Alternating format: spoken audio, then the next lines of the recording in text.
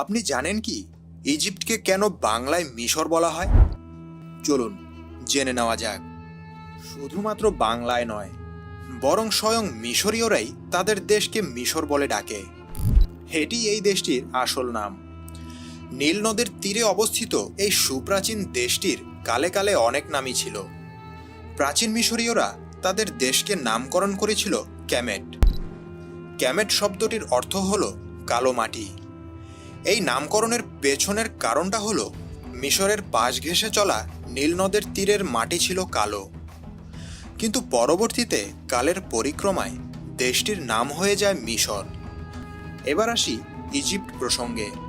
প্রাচীন গ্রিকরা নীল নদের তীরে অবস্থিত এই দেশটির নাম দিয়েছিল ইজিপ্টোস।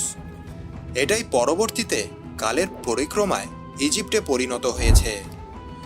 ইংরেজিতে মিশরকে ইজিপ্ট বলার পেছনে যে কারণটা কাজ করেছে সেটা হলো তারা গ্রিক ভাষার অনেক শব্দই নিজেদের ভাষায় নিয়ে নিয়েছে, যার মধ্যে এই ইজিপ্ট শব্দটাও ছিল।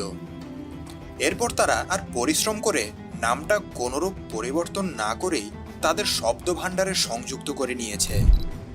এজন্য মিশর যখন কয়েকটা জাতির জন্য মিশর, সেখানে বাকি সবগুলো জাতির কাছে সে ইজিপ্ট।